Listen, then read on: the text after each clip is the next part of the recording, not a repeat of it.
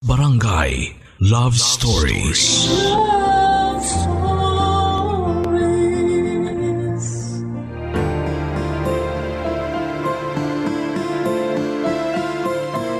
Masaya at napakasarap sa pakiramdam ang matupad ang mga pangarap, lalo na kung ito ay pinaghirapan mo.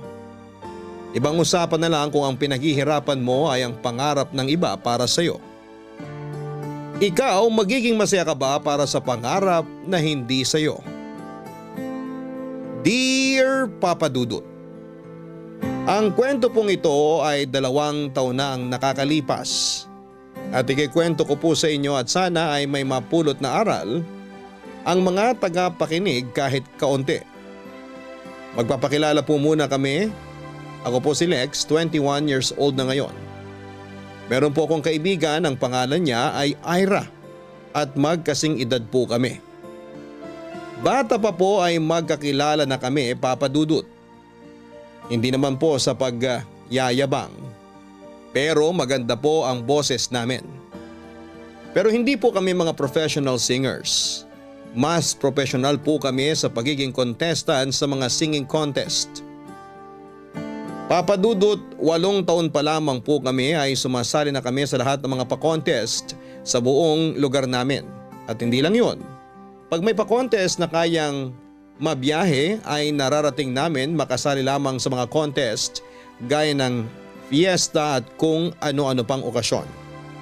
At bata pa po kami ay madalas na kaming magkalaban sa lahat ng mga singing contest. Ang tatay po ni Ira ay isang single parent. Nagkahiwalay po ang mga magulang niya nang hindi nakakasal noong bata pa siya. Kaya ang tatay niya na lamang ang kasama niya. Kaya mahal na mahal niya ang tatay niya. Pangarap po ng tatay ni Ira ang maging singer pero hindi po ito natupad. Kaya kay Ira ipinasa ng tatay niya ang pangarap na yon. Maganda din naman po ang boses ng tatay ni Ira kaya doon siguro niya namana ang galing niya. Ako naman po ang nanay ko na lamang ang kasama ko kasi nabiyuda naman si nanay, 5 taon pa lamang ako. Ang nanay ko naman po ay hindi magaling kumanta. Kaya hindi ko po namana sa kanya ang talent ko. Pero dahil po sa nakikita ko ang hirap ni nanay sa pagtatrabaho ay pinursige ko po ang pagiging singer para makasali sa mga contest para makatulong kay nanay. Papa Dudut, sobrang close po namin ni Ira. Bata pa kami at sa sobrang pagka-close namin ay kabaligtaran naman ang mga magulang namin. Hindi sila magkasundo. Lagi silang nagpapagalingan, hindi po sila nagpapagalingan ng sarili nila kundi ng mga anak nila. Nasa kasamaang palad ay kami nga po. Baka ma-misinterpret po ang mga sinasabi ko, Papa Dudut. Yung kasamaang palad po ay hindi tungkol sa pagiging anak nila, kundi dahil sa dahilan ng madalas nilang iringan. Pero kahit hindi sila okay at lagi silang nag-aaway, ay hindi nakakaapekto yon sa pagiging close namin ni Ira. Pero nakakapagod din minsan na sa tuwing contest ay nagbibidahan sila kung sino sa amin ni Ira ang dapat na umangat.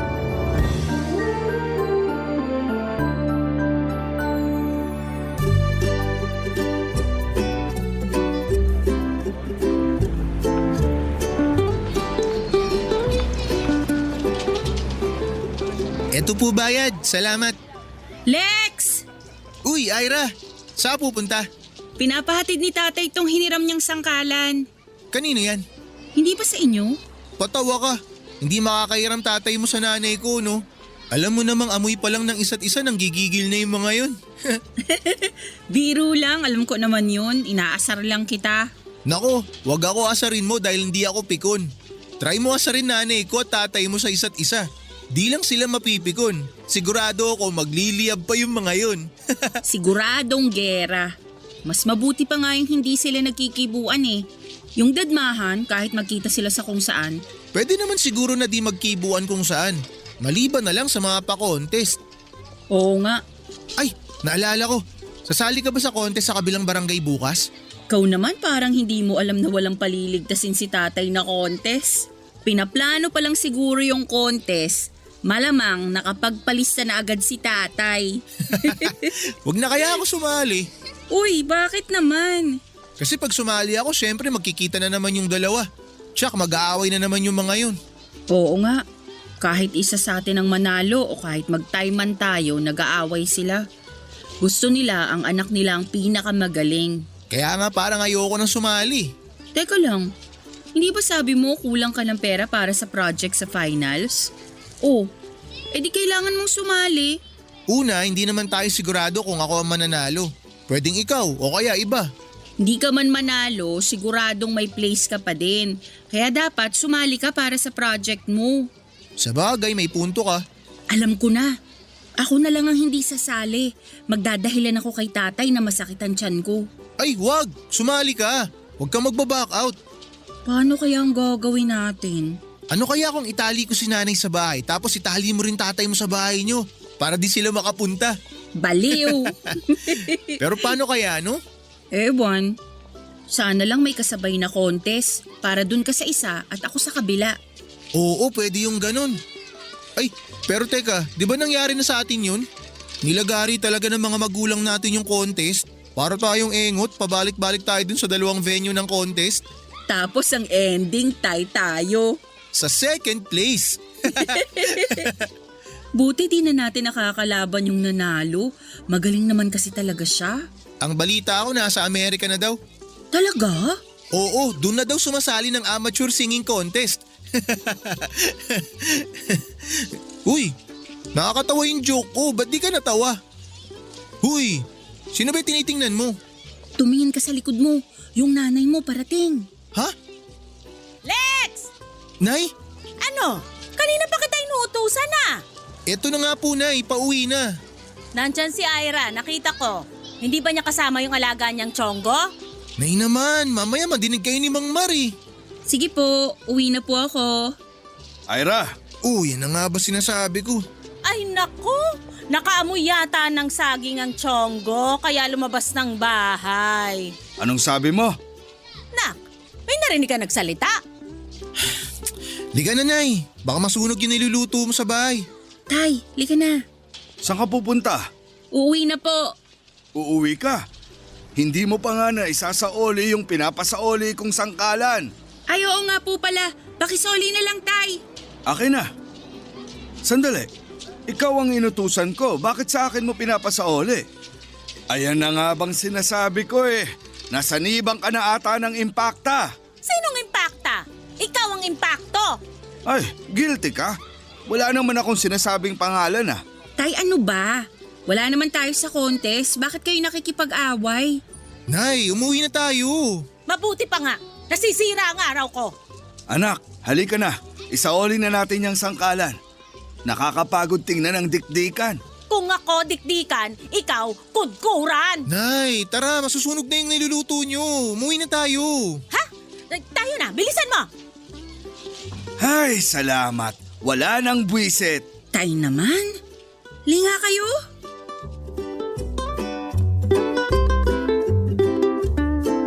Papadudot, kita mo naman kung gaano maging mag-alalangi sa tubig si nanay at ang tatay ni Ira na si Mang Mar. Hindi talaga sila pwedeng maghalo. Kaya pag may contest, hindi kami kinakabahan sa contest mismo. Mas kinakabahan kami sa away ng mga magulang namin. Wala naman kaming problema ni Ira, okay lang naman din kay Ira si nanay at sa tatay naman ni Ira ay okay din naman ako. Hindi naman niya ako inaaway. Yun nga lang, gaya ng nanay ko kay Ira ay ang dami niyang parinig sa akin. Pero ang maganda lang naman sa kanila ay hindi sila nagsisiraan ng personal. Puro asarang bata lang pero galit na galit sila sa isa't isa. Opo, Papa Dudut. Kung naiisip niyo po na stage parent sila ay tama po kayo. Akala ko noon ay para lang sa mga artista sa TV at pelikula ang pagkakaroon ng stage mother o father. Kahit po pala sa mga maliliit na pa-contest ay pwede din palang magkaroon ng stage parents dahil pinatunayan po yan ng mga nanay at tatay namin. Totoo naman, Papa Dudut, na sa araw-araw ay wala silang pakialamanan sa isa't isa. Hindi sila nagpapansinan at para silang mga multo para sa isa't isa. Pero palibhasa ay kinabukasan na ang contest kaya ayon, ng araw na yon, nag-break-in ata ang dalawa. Kaya sinimula na agad ang singhalan. Hanggang sa dumating ang kinabukasan ang araw ng contest.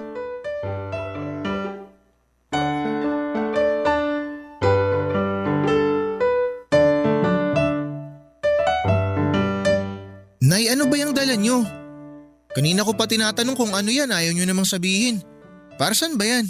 Para may sarili kang dressing room. Dressing room? Nay, dinala nyo yung mga kahoy na yan para gawing dressing room? Oo, may napanood kasi ko sa internet. DIY dressing room. Kaya eto, bubuuin ko na. Bakit kailangan ng dressing room, Nay? Ano ka ba? Mas profesional ang dating. Ayan nga tingnan mo, may nauna ng contestant na nagtayo ng dressing room dyan. Pero yung kanila tent na inassemble, yung dala nyo puro kahoy. Ano itatayo nyo, bahay kubo? Tumahimik ka nga, wala pa tayong budget. Bibili din tayo ng ganyang tent pag nanalo ka dito. Nay, para sa project ko yung ipapanalo ko kung sakali. Tsaka hindi rin naman natin alam kung ako mananalo eh. Mananalo ka, alam ko yan. Pero sige, edi yung sa susunod na contest na ipapanalo mo ang pambili natin ng tent para may dressing room ka. Bahala nga kayo. Huwag ka nang magulo dyan. Ayan binuka ko na yung folding chair. Maupo ka na lang dyan at mag-relax habang binubuo ko tong DIY na dressing room. Mag-vocalize ka dyan. Nay, buong araw na ako nagvo-vocalize kanina. Uminom ka na lang niyang ginawa kong salabat. Kagabi pa ako nagsasalabat. Basta maupo ka na nga lang dyan para ma-relax ang diaphragm at vocal cords mo. Huwag mo na akong guluhin. Huwag nyo na kasing itayo yan, nakakahiya. Bakit ka mahihiya porke DIY tong tent natin? Hindi po yun. Nakakahiya na kailangan nakabukod ako sa ibang mga contestant. Tumigil ka nga. Ayan na nga may nauna na sa ating nagtayo ng tent. Kaya hindi na nakakahiya kung sumunod lang tayo. Saka huwag kang mahiya. Ay, Nay. Paano nga ba yung sabi sa DIY? Kita nyo nahihirapan pa kayo. Ako na nga po. Ako na. Basta mag-relax ka dyan. Dapat hindi ka pagod pag salang mo mamaya. Uy, nandyan ka na pala, Lex. Sinong kasama mo? Buisit ka talagang halimaw ka. Natural ako ang kasama niya. Ah, kasama ka pala. Sabunutan kita dyan hanggang maubos yung buhok mo eh. Ang laki-laki ko dito, hindi mo ako nakita? Oh, ikaw ang nagsabi na malaki ka, ha? Buisit ka talaga. Nay, tama na nga. Ang aga pa nag-aaway na kayo. Pag yang hudas na yan ang kaaway, walang tamang oras ng pag-aaway. Dapat dyan, 365 days inaaway. Nay naman. Mang Mar, pasensya na kayo ha. San pala kayo galing? Eto, bumili ng makakain. Kanina pa kasi kaming 12:00 ng tanghali dito eh. 12:00 ng tanghali? Atat na atat? Bakit? Anong oras na ba ngayon? Pasado 1:00. Oh, 8:00 pa ng gabi ang contest. Bakit nandito ka na? Hindi ba atat na atat ka rin? Wala kang pakialam kahit pa dito kami manirahan. Buhay namin to. Mang Mar, nasaan po si Ira? Bakit mo hinahanap ang kalaban mo? Nandyan sa tent. Sa inyo po yung tent? Oo, ang ganda no? Teka, ano yung ginagawa mo, Georgette? Wala. Weh, Pakialam mo ba? nagtatayo ka ng tent gamit yung mga kahoy. Wala kang budget pambili ng tent. Pauso ka. Saan mo nakuha ang ideya mo na magtatayo ako ng tent? Ang dami mong alam. Oh, para sa inyo mga kahoy na yan. Magbo-bonfire kami. Ano to, camping? Tay? Anak, nandito na ako. Dala ko ang lunch natin na binili ko sa fast food. Anak, ilabas mo na nga yung pagkain natin na galing sa restaurant at hindi sa fast food. Anong restaurant, Nay? Hininit nyo lang yan eh. Pagkain natin yung kagabi. Aray, Nay! Bakit nyo ako kinurot? Pasalamat ka, kurot. Relax pa lang yan. Nay naman! Grabe, nananakit ng anak. Ganyang kami magbiruan. Pakialam mo ba? Hi, Lex! Tay, halina dito sa loob. Mabuti pa nga, para hindi ko makita ang mukha nitong mga ngahoy. Pasensya na kayo kay tatay. Okay lang yun, Ira. Anong okay? Naka, huwag mong palalabasin yung tatay mo dyan at baka makakagat pa dito. Mukhang ang lakas ng rabies eh. Nay, tama na nga. Sige na, Ira. Kumain ka na. Tara na, Nay. Kain na rin tayo. Break a leg mamaya ha. Sandali, ano to? Nahawa ka na sa tatay mo? Bakit gusto mong mabali ang paa ng anak ko? Nay, break a leg, pareho lang ng good luck yun. Ah, ganun ba? O sige, pakisabi na lang sa tatay mo, break a leg. Yung literal ah. Nay, ayaw niyo talaga magpaawat eh. Kumain na nga tayo. Sige, kain na din ako. Wala sana silang tubig. Bakit, Nay? Bibigyan mo sila? Hindi no, para pag nabilaukan yung Diablo, matuluyan na. Nay, masama yan. Masama din naman siya kaya sakto lang. Kumain na tayo, Nay. Maalala ko, ikaw, pinahiya mo ko kanina. Binulgar mo na ininit lang ang pagkain natin. Nay, ang ibig ko kasing sabihin, masarap kasi yung luto nyo. Kaya kahit initin, masarap pa rin. Ay, oo nga no. Pasensya ka na anak, na-misinterpret ko kanina.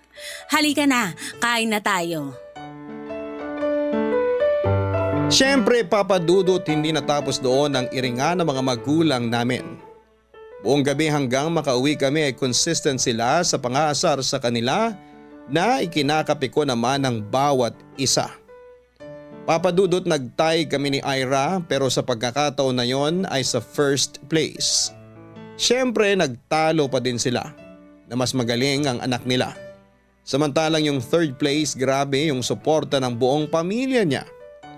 Third place lamang yon, Papa Dudut ha, samantalang kami, grand winner na, hindi pa din masaya ang mga magulang namin. Magkatapat lang ang eskwelahan namin kaya pag break o kaya ay bago umuwi ay nagkikita kami sa park na nasa gitna ng mga eskwelahan namin at doon kami nakakapag-usap ni Ira ng malaya. Dahil walang darating para mag-away para matigil ang kwentuhan namin. Siyempre kasama pa din sa kwentuhan namin ay ang usapang papaano kaya ang gagawin namin para magkasundo ang mga magulang namin. At lahat ng naisip namin noon ay ginawa namin pero walang nagtagumpay. Ang laging ending ay nag-aaway pa din ang dalawa. Mahal namin ang mga magulang namin, Papa Dudut. Pero ang hindi na namin alam ay kung nag-aaway pa ba sila dahil nagpapagalingan pa din sila ng mga anak nila o nag-aaway sila dahil nakasanayan na nila. Yun bang feeling namin ay hindi sila mabubuhay pag hindi nag-aaway? Parang ang pag-aaway ay mayahambing sa paghinga na hindi pwedeng itigil. Barangay Love Stories. Barangay Love Stories. Isang linggo nang hindi nagkikita ang mga magulang namin kaya isang linggong may kapayapaan. Pero dahil papalapit na naman ang araw para sa kasunod na contest, ay siguradong papalapit na naman ang araw ng giyera nilang dalawa. Para kaming may final exam. Kasi habang papalapit ang contest day, ay mas tumitindi ang kaba namin. Natatakot kasi kami ni Ira na baka sa madalas nilang pag-aaway ay nadadamay na pala kami, na baka isang araw ay magising na lamang kami na kami na ang magkaaway. Papa Dudut, hindi imposibleng mangyari yon kasi meron nga dyan na magkakamag-anak na at magkadugo pero madalas ay nauuwi din sa away. Kaya kahit gaano kami mangako ni Ira sa isa't isa na hindi kami magpapaapekto sa away ng mga magulang namin, ay hindi pa rin naalis ang takot sa isip namin na baka isang araw ay minana na namin ang alitan ng mga magulang namin.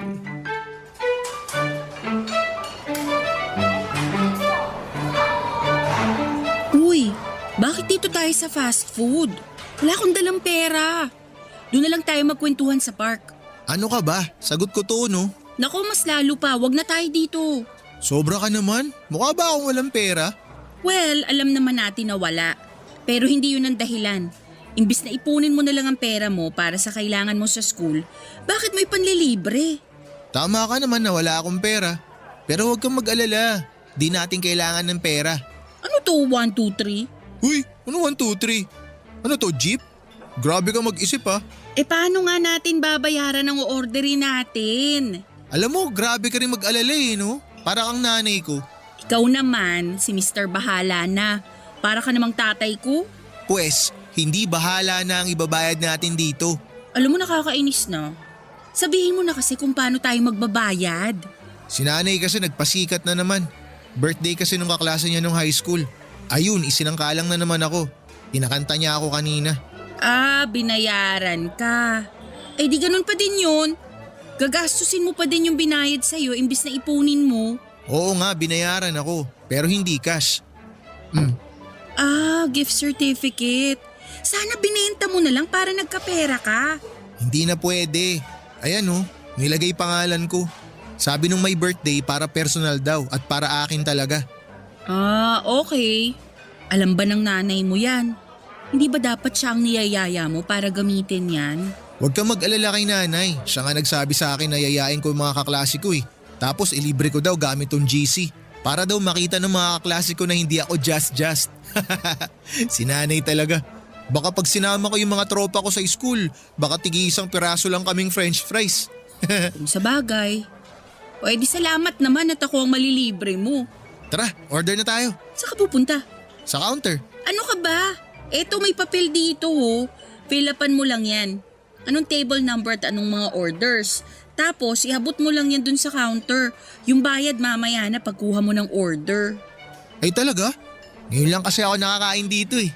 Ginawa nila yan nung kasagsagan ng pandemic para daw less ang usapan sa counter. Ayun, itinuloy na nila. Ewan ko lang kung hanggang kailan. Actually, mas maganda nga naman yung ganung sistema. Kaya isulat mo na yung order mo. At kung ano yung order mo, yun na din yung order ko. Para makita mo kung pasok sa budget ang order natin. Ah, okay. Sure ka kung anong order ko, yun na rin sa'yo? Oo. Okay. Teka, sulat ko na.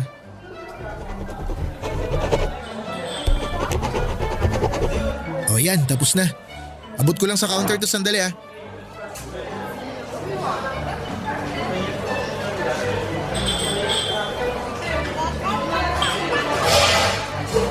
Buti walang tao. Antayin ko na lang daw umilaw tong binigay nila sa akin pitsa. Ibig sabihin daw ready na yung order. So ano ba ang dahilan ng pagyaya mo bukod sa gusto mong gamitin yung GC mo? Alam mo na yun. Siyempre, yung tungkol sa nanay ko at sa tatay mo. Sa susunod na linggo na kasi yung contest eh. Oo nga. Alam mo, naubos na ang idea ko kung ano pang gagawin. Parang wala na akong maisip.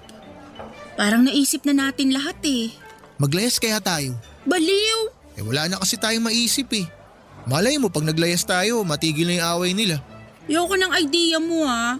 Hindi natin alam kung positive nga ang kalalabasan. Paano kung negative? Kung sa bagay. Ayan, umilaw na. Ready na yung order natin. Ay sandali, kunin ko lang.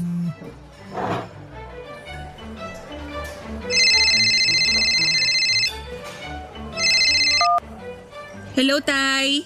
Nasaan ka? Akala ko ba half day lang ang klase nyo? Po, nasa kaklase ko po.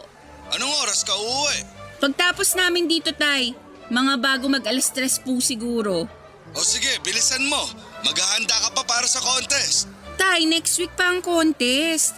Mas maganda yung preparado ka ng maaga. Sige, uwi agad ha? Opo. O sige, bye-bye.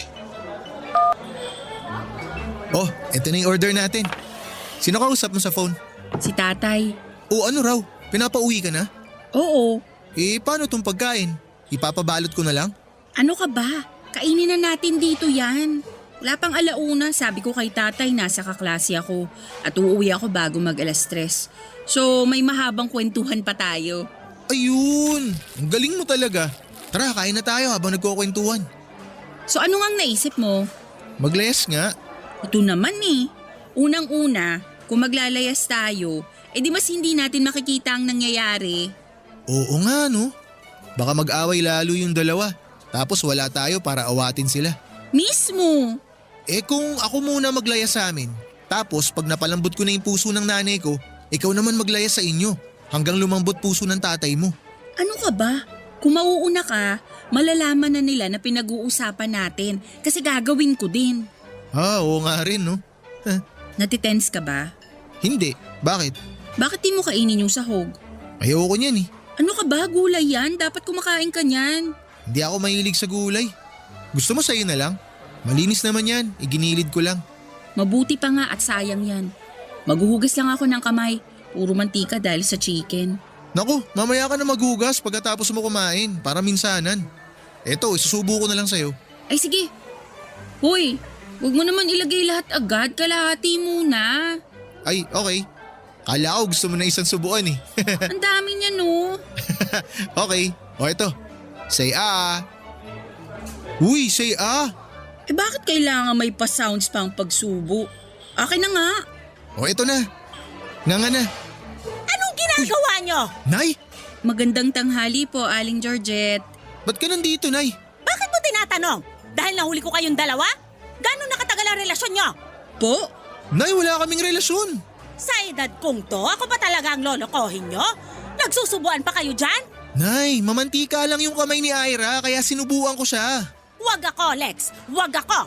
Dinaanan ko na yan kaya hindi mo ako maloloko. Aling Georgette, wala po talaga kaming relasyon.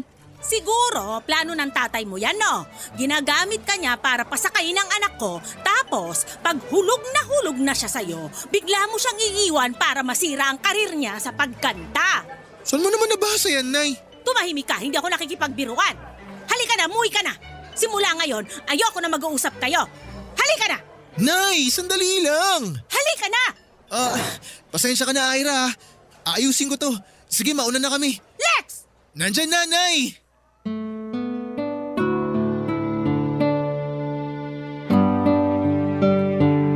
Papadudot mas lalong lumala ang gulo dahil sa pagsubo ko ng gulay kay Ira na minasama ng nanay ko.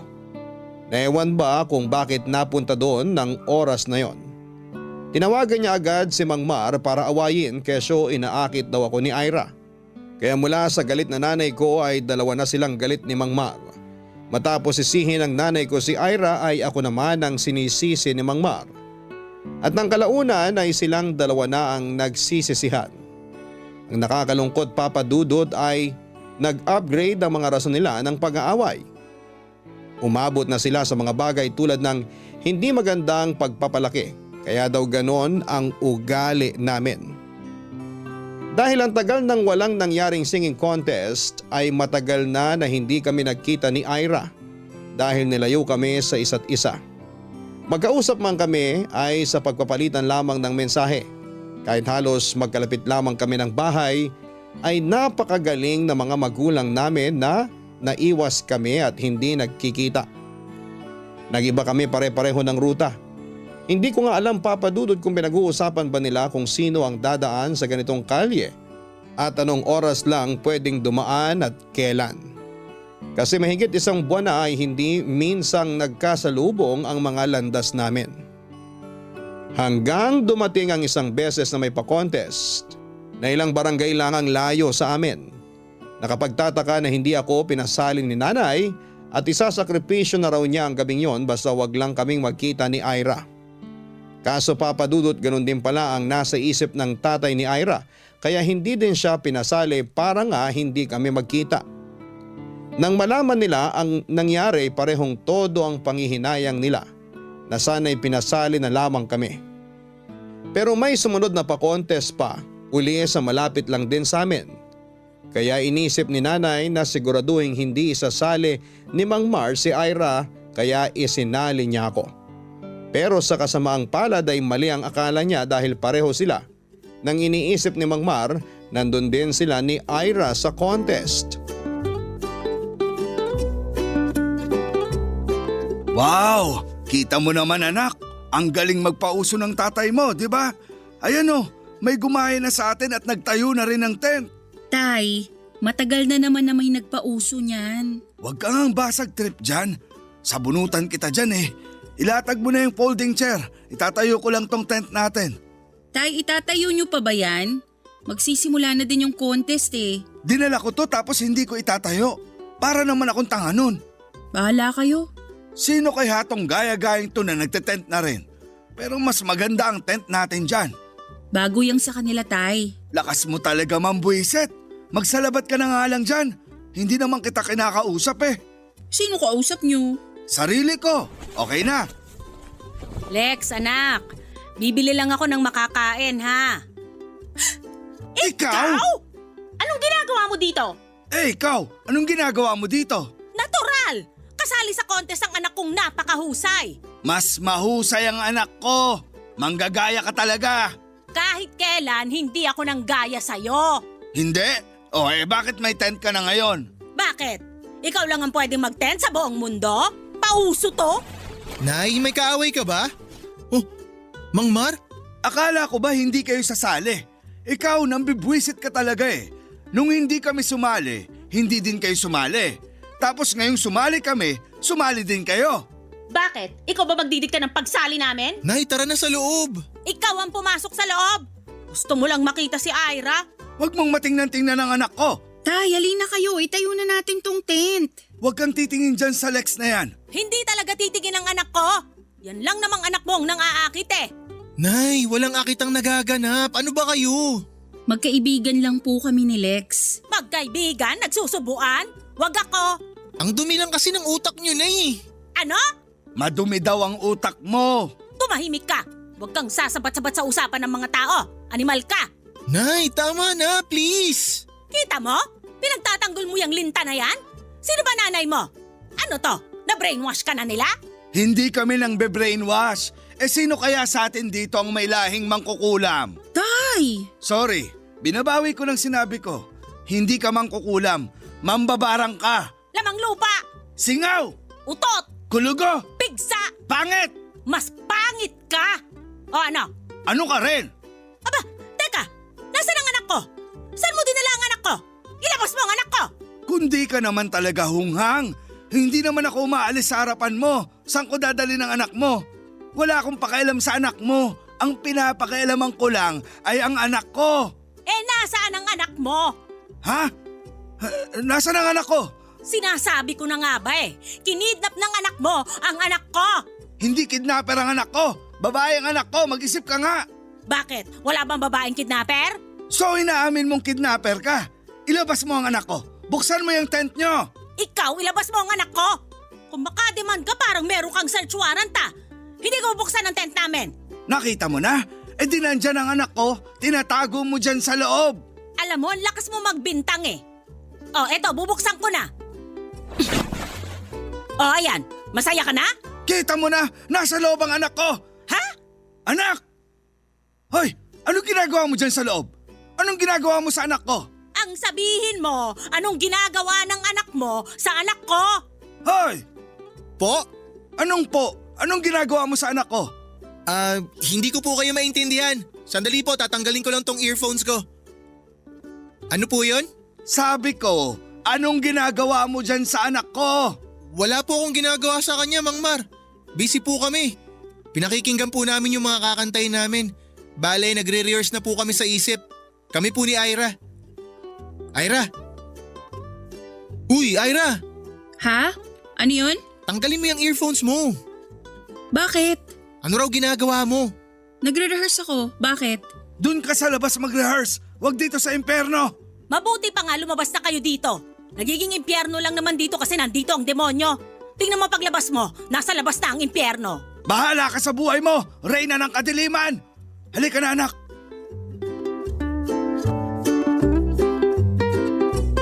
Papa Dudut, sabi nga, if you can beat them, join them. Kaya ayon, dahil naiinis sila at kung ano-ano ang iniisip nila sa amin ni Ira, ay mas lalo namin silang inasar. Buong gabi ay nagkakawayan kami ni Ira para lang mairita ang mga magulang naming dalawa. Mas lalo pa silang nairita nang matapos ang announcement ng winners dahil tayo uli kami ni Ira. Opo, tayo po kami sa walang place na nakuha. 3 po kaming pareho. Siyempre, nagsisihan na sila na kami ni Ira ang dahilan kung bakit natalo kami. Na bad influence kami sa isa't isa. Hindi naman po namin sinadya ang magpatalo, Papa Dudut. Pero siguro po ang totoong dahilan ay naapektuhan na ang isip namin sa hindi matapos-tapos nilang bangayan ng mga oras na yon, Papa Dudut. Wala po kaming nabalitaan na nag-away sila ng sila lang. Kahit magkita o magkasalubong sila sa daanan. Hindi lang naman sila nagpapansinan pero pagkasama kami ng mga anak nila ay doon na sila nagsasabong. Kaya siguro nawawala ang concentration namin sa mga ginagawa namin kasi sinisisi namin ang sarili namin na kami ang dahilan kung bakit sila nag-aaway. Barangay Love Stories. Barangay Love Stories. Papadudot dumating na ang kinakatakutan namin, yung oras na damay kami sa away nila. Dahil si nanay sinisisi na si Ira at ako naman ay sinisisi ng tatay niya. Nadamay na rin po ang pagkakaibigan namin ni Ira at minsan ay na-corner ako ni Mang Mar at kinokompronta niya ako ng may pagbabanta. Sinabi niyang lubayan ko na si Ira at may kasunod na salitang kung hindi ay ewan ko na lamang. Saka siya umalis at kilala ko naman si Mang Mar. At alam kong wala naman siyang gagawing masama pero nang nalaman ni nanay ang insidenteng yon dahil sa kwento ng mga makakating dila sa amin ay siya naman ang gumawa ng paraan para ma-corner si Ira. Gaya ng ginawa ni Mang Mar ay binalik lang ni nanay sa anak ni Mang Mar ang ginawa nito sa akin. Hanggang sa dumating ang araw na kami na mismo ang napuno sa mga away nila. Nakita ka ba ng tatay mo? Kung nakita ko, edi sana wala ako dito. Oo nga no. Ako sigurado na hindi ako nakita ni nanay. Kasi kung nakita niya ako, nasa likod ko na agad yun. Lex! Lo! Si nanay yun! Dito tayo magtago sa mga halaman! Tara! Lex! Lex anak! Nasaan ka? Lex! Silipin mo kung nandyan ba yung nanay mo. Teka, silipin ko. Wala na, malayo na. Akala ko ba hindi ka nakita? Ewan ko, alam ko hindi niya ako nakita eh. Pero hindi niya naman tayo nakita ngayon. Buti na lang may pwedeng pagtaguan ng mga halaman dito sa daan.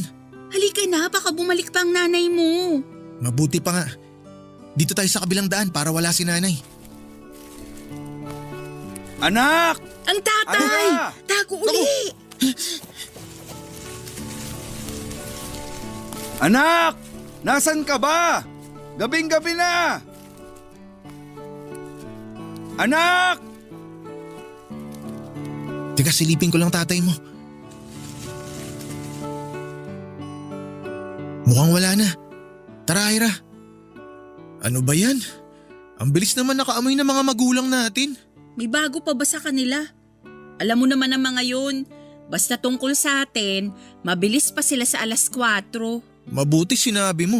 Umalis na tayo rito. Mag-aalas 3 na ng madaling araw. Baka abutan tayo ng 4:00. Ewan ko sa'yo. Halika na nga. Anak! Lex! Nanay mo at tatay ko yun. Tara, tago ulit tayo rito. Ira! Hala, nasa tapat na natin sila. Anong anak? Nangaasar ka na naman ba? Hindi biro tong pinagdadaanan ko, ha? Anong pakialam ko sa pinagdadaanan mo? May sarili akong pinagdadaanan. Alam mo, umuwi ka na. Huwag mo akong bisitin ngayon at nawawala ang anak ko. Anong nawawala ang anak mo? Ang anak ko ang nawawala. Ang anak ko! Sandali nga. Anong sabi mo? Nawawala din ang anak mo? Oo, hinahanap ko nga. Naalimpungatan ako. Pagtingin ko sa kwarto niya, wala siya. Dala ang ilang damit niya. Ganon din si Ira. Wala din ang ilang damit niya sa aparador. Ano? Ibig mong sabihin? Hindi. Anong hindi? Itinana na nga ng anak mo ang anak ko. Sinasabi ko na nga ba eh, walang gagawing mabuti ang anak mo. Bakit ang anak ko? Sino bang nangakit sa kanya? Di ba ang anak mo? Anak mo! Ewan, wala akong oras makipagtalo sa'yo. Hahanapin ko na lang ang anak ko. Mabuti pa nga, kaysa binibwisit mo ako. Huwag kang susunod sa akin ha. Talaga? Dito ako pupunta, huwag kang susunod ha. Anak! Anak! Mukhang wala na sila. Teka nga, silipin ko. Wala na. Tara, labas ka na dyan, Ira. Grabe sila. Nawawala na nga tayo, nag-aaway pa rin yung dalawa. Umalis na tayo. Teka, saan tayo dadaan? Si tatay nandyan sa kaliwa, tapos ang nanay mo nandyan sa kanan. Eh di dito tayo sa diretso. Masukal masyadong daanan na yan, tapos madilim pa. Wala tayong choice. Nandyan sila sa magkabilang daan eh. Sige na nga. Sandali. Huwag mo kong iiwanan ha. Oo, hindi kita iiwan. kumapit ka lang sa akin. May flashlight ka ba? Maglalayas ako at hindi magkakamping. Maiisip ko pa bang magdala ng flashlight sa paglalayas? Ibig kong sabihin yung cellphone mo, may flashlight yun, di ba? Kaso wala akong baterya. Nawala sa isip ko kanina.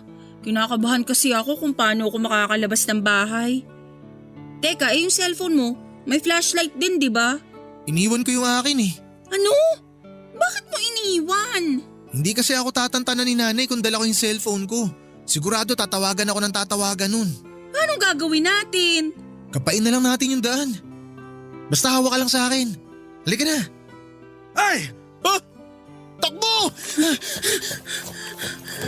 Dali, Ira! Bilisan mo!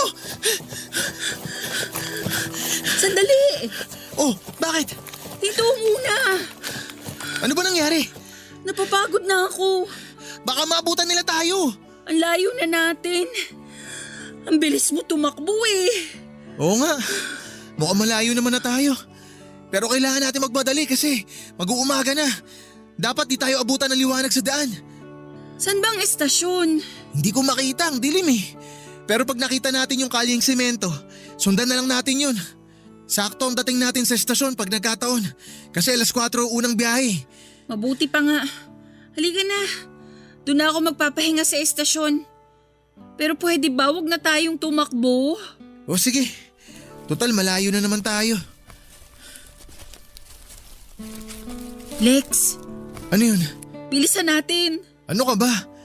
Akala ko wag na tayong tumakbo tapos ngayon bibilisan natin. Parang may sumusunod sa atin eh. Ha? Nakita mo? Hindi, ayokong tignan. Baka bigla tayong habulin. Eh paano mo nalaman? Nakita ko ang anino niya. Kanina nasa likod lang natin. O sige ganito. Relax ka lang ha.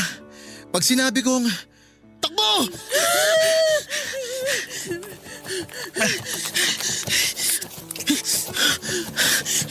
Sandali. Wala na ata siya. Ayun, magtago tayo doon sa ilalim ng nakatumbang puno. Tara Ira, dito muna tayo. Ayan, dito tayo magtago. Teka, bakit parang ang tahimik mo? Bakit bigla kang tumakbo kanina nang walang pasabi? Anong wala? Di ba sinabi ko, takbo! Nagbibigay ka pa lang ng instruction. Sabi mo, pag sinabi kong, tapos bigla kang sumigaw ng takbo. Dapat sinabi mo munang pag sinabi kong takbo. Saka mo sasabihin yung takbo. Ako sorry. Nalito na ata ako. Pero eto ka, nakasabay ka naman sa akin. Mas mabilis ka pa nga eh. Ewan ko sa'yo.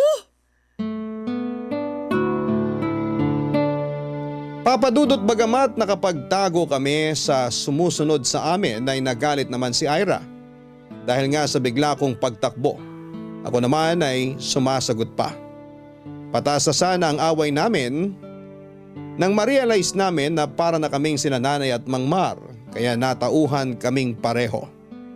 Maya-maya ay nakita na naman ni Ira ang aninong sumusunod sa amin kanina kaya tumahimik kami at sinilip kung sino siya. Nung malapit na siya sa kung nasaan kami ay takot na kami. Nang nakatapat siya sa lugar na pinagtataguan namin ay nagulat kami nang makita namin siya. Saka namin naisip na hindi niya kami sasaktan. Pero nung una ay maiinis na sana kami pero nang magkatinginan kami ni Ira ay natawa na lamang kami.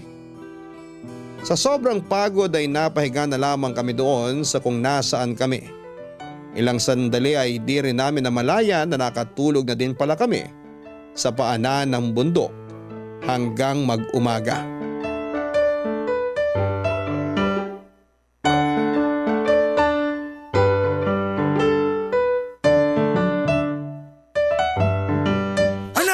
Anak! Tay? Nay? Anak, salamat sa Diyos at buhay ka. Ha? Ano pong sinasabi niyo? May nakakita sa inyo. Sinabi sa amin na natagpuan daw kayong walang buhay. Ang advance naman mag-isip ng chismosong yun. Hindi niyo muna kami tinanong? Anak, bakit ka ba umalis? Bakit kayo nagtanan? Isa ka pang advance tay eh. Hindi naman kami nagtanan, naglayas lang. Bakit kayo maglalayas? Akala nyo ba maganda yung ginawa nyo? Hoy, ano bang pinag-usapan natin? Ay, sorry. Nabigla lang ako. Nag-alala kasi ako sa inyo. Oo nga anak, hindi kami tumigil ng paghahanap sa inyo. Nay, patawarin niyo po kami. Lagi po kasi kayo nag-aaway eh. Pati kami nadamay kaya naisipan namin maglayas. Tapos hanggang kagabi nakita namin kayong dalawa na nag-aaway pa rin. Anak, nung una lang yon. Pero nung lumaon, nagkasundo na din kami at sabay kaming nag-ikot sa buong bayan para lang hanapin kayo. Pasensya na kayo sa amin ha. Totoo ba yan, Tay? Totoong ayos na kayo ni Aling Georgette? Oo, nagising na kami ni Mar sa katotohanan. Naisip namin na wala namang kwenta ang pag-aaway namin. Kasi alam naman namin na mas magaling kang kumanta, anak. Ano? Joke lang? Tiningnan ko lang kung nakikinig ka. Ikaw na kasi magpaliwanag sa kanila ng pinag-usapan natin. Ira, anak, Lex, napagkasunduan namin na hindi na kami mag-aaway o magtatalo. Sa contest, manalo na kung sinong mananalo. Kung matalo tayo anak, okay lang sa akin. Ganon din ako. Kung matalo ka anak, hindi na ako maghahanap ng sisi. Sana mapatawad niyo kami. Nay, Mang Mar, yun lang naman po ang gusto namin eh. Yung magkaayos na kayong dalawa. Kung hindi man kayo magiging okay sa isa't isa, basta wag lang kayong mag-aaway, okay na sa amin yun. Pero dahil sinasabi nyo ngayon na talagang okay na kayo, mas magandang balita po yun. Pagpasensyahan mo na ako, Ira, ha? Kalimutan nyo na po yun. Sandali, dito ba kayo nagpalipas ng gabi? Opo, Nay. Kasi akala namin may sumusunod sa amin kagabi. Ha? Sinong sumusunod? Sinaktan ba kayo? Hindi po. Sino yung sumusunod? Nasaan na siya? Ayan po siya. Baka? Opo. Nakakatawa yan. Pero anak, delikado pa din ang ginawa niyo. Mabuti na lang at di kayo napahamak. Pasensya na po ulit kayo ha. Hindi na po mauulit.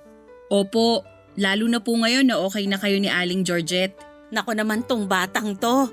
Tawagin mo na din akong nanay. Po, Ayaw mo ba akong tawaging nanay? matagal na po akong walang tinatawag na nanay. Kaya kung okay po sa inyo, masaya po akong tawagin kayong nanay. Ako naman Lex, tawagin mo na akong tatay. Po? Sige po. Sige po ano? Sige po, tatay. Yan! Nakakatuwa naman tong nangyayari. Talagang ang okay na kayong dalawa. Nanay at tatay. Oo, anak. Oh, Nay. Umiiyak ka ba? Huwag mo akong alalahanin. Masaya lang ako. Anak, dun sa bakanting lote natin, dun na lang ako magpapatayo ng bahay ha? Po? Bakit po? Napag-usapan na namin yan ni Mar. Ang alin, Nay? Yung ipapatayong bahay. Sandali, naguguluhan po ako. Tay, anong nangyari sa bahay natin? Ha? Wala. Bakit po tayo lilipat? Sinong lilipat? Akala ko magpapatayo kayo ng bahay dun sa bakanteng lote natin. Oo. Teka lang po, parang may hindi po ako magandang nakukuha sa usapan natin eh. Para kanino po yung bahay? Oo nga tay, para kanino? Sa inyong dalawa. Huwag mo na akong alalahanin, anak. Alam ko naman na darating yan sa buhay mo. Kaya tinatanggap ko na. Teka sandali, lalo pong gumugulo. Sino pong dalawa yung titira sa bahay na itatayo? Teka tay, ang sinasabi niyo ba, kaming dalawa ni Lex? Oo. Po? Bakit po? Anak, nagtanan na kayo. Kaya kailangan panagutan mo ang nangyari sa inyo ni Ira. Po? Nay, walang nangyari sa amin. Nakatulog lang kami dito sa sobrang pagod sa pagtakbo kagabi. Saka hindi nga po kami nagtanan. Naglayas lang po kami. Paano ang relasyon nyo? Nay, kaibigan lang ang relasyon naming dalawa ni Ira. Para ko nang kapatid to eh. Ganon din siya sa akin. May gusto po talaga akong ligawan. Kilala po ni Ira yun. Pero hindi ko pa po sinasabi sa inyo kasi baka magalit kayo. Kaya hindi ko pa siya nililigawan. Totoo ba? Opo, Nay. Kung magkaka-girlfriend man ako, syempre, kayo po ang unang pagsasabihan ko. Kayo ang unang makakaalam. Kaso wala pa nga akong girlfriend. Gusto niyo mag-asawa na ako agad.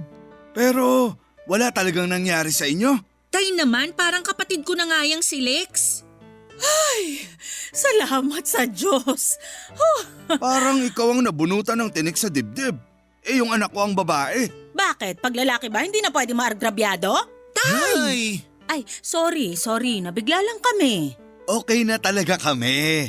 Halina kayo at umuwi na tayo. Sa bahay na kayo mag-almusal na mag-ama. Oo nga po. Tara na.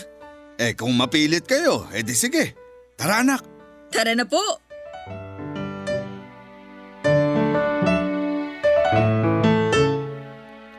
Papadudot sa wakas ay nagkasundo din ang dalawang matalik na magkaaway. Nang pauwi na kami ay nakasalubong namin ang tsismosang kapitbahay na tinawag ang buong barangay dahil nga may natagpuan siyang patay. Napahiya pa nga siya nung makita niya na nagtatawanan kami. Sobrang hiya niya sa buong barangay dahil sa maling impormasyon niya. Kaya mula noon ay hindi na siya nagbabalita ng kung ano-ano nang walang pruweba. Sa ngayon ay tahimik na ang giyera ni Nanay at Mang Mar, tatay pala. Sumasali pa din kami sa mga singing contest, Papadudot. At kung sino man ang manalo ay masaya ang lahat para sa kanya. Pero minsan ay sumasali kami ni Ira sa group singing contest bilang duo. Hindi naman sa pagmamayabang, Papadudot, pero palagi kaming panalo. Mula ng araw na yon ay ayon nga tinatawag ko ng tatay si Mang Mar. At tinatawag namang nanay ni Ira si nanay kasi Papadudot isang pamilya na kami, literal. Huwag kang mabibigla dahil nahulog din sa isa't isa sina nanay at tatay Mar. At yung balak na ipatayong bahay ay natuloy at doon sila nakatira. Kaya solo kami ni Ira sa mga bahay namin. Ang layo nga lang ng kusina namin kasi gusto nila nanay at tatay Mar na doon kami kakain ng almusal, tanghalian, merienda at hapunan sabay-sabay. Masarap palang magluto si tatay Mar kaya mula noon, Papadudot, sa sarap magluto ni tatay ay kumakain na ako ng gulay. Salamat po, Papadudot, sa pagbasa sa aking masayang kwento. Ang inyong forever kapuso at kabarangay, Lex. Nagustuhan ng iyong napakinggan? Ituloy yan via live stream sa www.gmanetwork.com/radio. Barangay LS 97.1 Forever!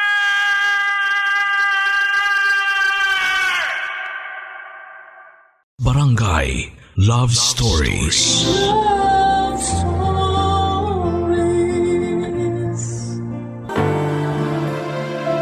May mga tao, bagay, hayop, pangyayari at lugar tayong namimiss na gusto nating makita o balikan muli. Meron namang pinipilit nating iwasan pero aksidente nating nakikita. Ikaw, kabarangay, pareho lang ba ang kasabikan mo na makita ang kakakita mo lamang kahapon at ang ilang taon mo ding hindi nakikita?